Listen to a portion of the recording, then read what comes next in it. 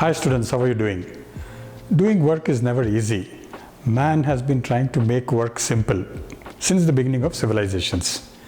He has invented simple machines in order to achieve this purpose. We see the usage of simple machines in our day-to-day lives, right from the workers who are trying to lift stones when they're doing road construction, to people trying to haul cement bags and bricks from the ground to the top floors, and women trying to draw water from the well. Simple machines have been around since long. In fact, simple machines followed by complex machines have actually led to the Industrial Revolution and the world as we see it today. So it's a very important concept. Let's try to understand this in this lesson today.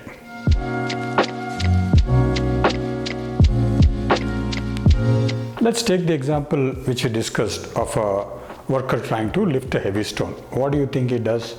He gets a long rod.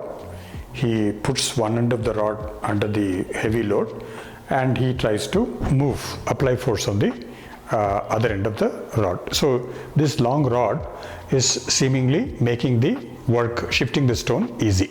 So let's examine this and the mechanism behind it. Okay. So if you look at the example which we discussed, this long rod is what is called as the lever. So what does the person do? He takes the rod and he pushes the rod underneath the load. So that is called the load end. And on the other side, he applies the effort. So this is called the effort end. And in between, he puts a fulcrum, some stone or some other support. And together this mechanism is called the simple machine. So it is the load on one side, load end, the effort on the other side, it is called the effort end, and then the support which is given in the middle, or the fulcrum. So this is what constitutes a simple machine. There are some other terms that we need to get acquainted here. The distance between the load end and the fulcrum is called the load arm, and the distance between the effort and the fulcrum is called the effort arm. Okay, so apart from load, fulcrum and effort, load arm and effort arm are the terminologies that we need to be acquainted with when we are discussing about simple machines.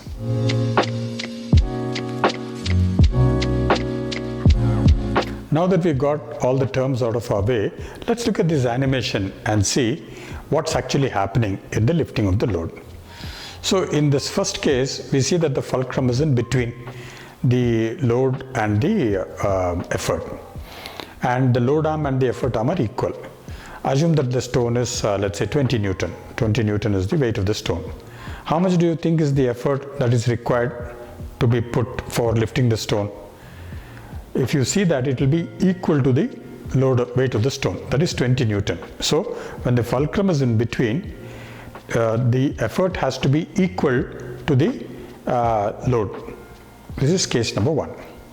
Now let's do one thing. Let's shift the fulcrum more towards the load. And what is happening now? The load arm is smaller, the effort arm has become bigger. And we would have also experienced this in our day-to-day lives. So when we have a longer arm, effort arm, we now suddenly see that to lift a stone becomes much easier. Okay, so in case 2, we see that the effort arm, if it's bigger than the load arm, then we have to apply lesser effort in order to lift the stone. Maybe in this case, we need to apply only 10 Newton in order to lift the 20 Newton stone. Case number 2. Case number 3, let's move the fulcrum more towards the effort. That means the effort arm has become very small, the load arm here is large.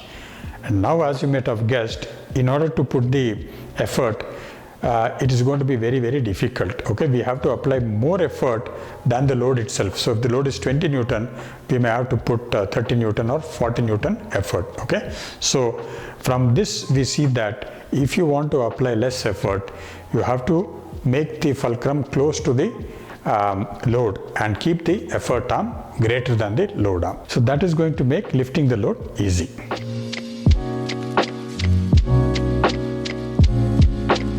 So how do I quantify this effort and load, and whether it is easy, less force is required, more force is required? So we have a term, we called the mechanical advantage. Okay, so let's examine what this mechanical advantage is, right? So if you are looking at this entire lifting which we just now did using this lever, we see that we can use the principle of moments in order to calculate effort and load. Okay, so we assume that the effort is being applied and the rod is in equilibrium as we are doing the lifting, right? So applying the principle of moments, what do we see? We see that the load multiplied by the load arm is constituting a anti-clockwise moment, and the effort multiplied by the effort arm is constituting the clockwise moment. Okay, and if you assume that while doing the work the rod is in equilibrium, the lever is in equilibrium across multiple instances, we see that load into load arm is equal to effort into effort arm, which means that load divided by the effort will be equal to the effort arm divided by the load arm. Okay, so this ratio, load divided by the effort, is what is called the mechanical advantage, and the first expression that we have is mechanical advantage is equal to load by effort is equal to effort arm divided by the load arm.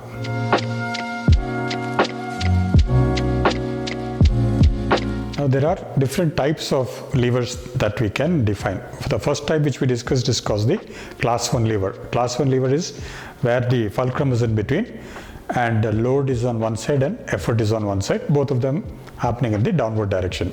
Class 1 lever. Class 2 lever is when the fulcrum is moving on to one side, okay, and the load is moving into the center. The load is moving in between and effort is continuing on the other side, but now the effort is in the opposite direction. It is up instead of down. So this mechanism is called the class 2 lever. And then in the class 3 lever, once again the load is, the fulcrum is in one side, the load is moved to the other side, and now effort is being applied from the middle, okay, so in between these two. So these are the three types of levers: class 1, class 2 and class 3.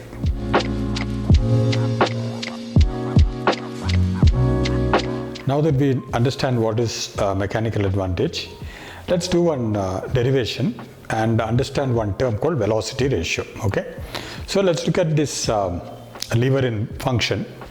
And we see that as the effort has been applied and the load moves from one side to the other, after the completion of this activity, the load and effort constitute two triangles, okay, and these two triangles you can guess are similar because of vertically opposite angles, and you know they have other angles are same. You can see that these two triangles are similar.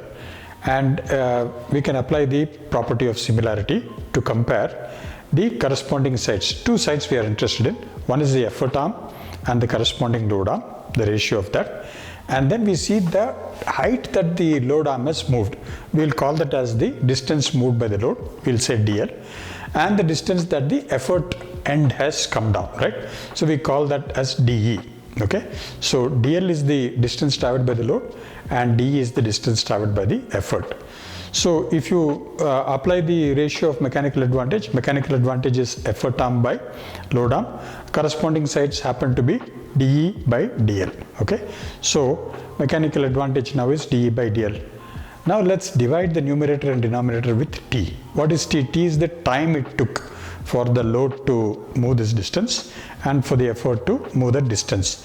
You are quick to realize that the time is going to be the same.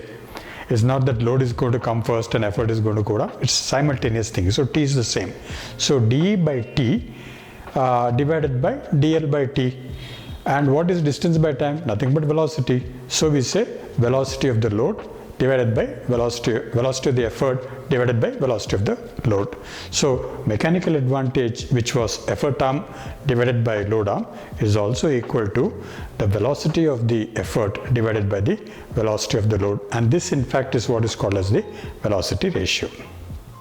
Thank you so much for watching our videos. Please like and subscribe to our channel. Be sure to share it with your family and friends, and don't forget to visit our website www.cogitarelearning.com, where you have linked to all the videos that we have been recording so far. Thank you once again.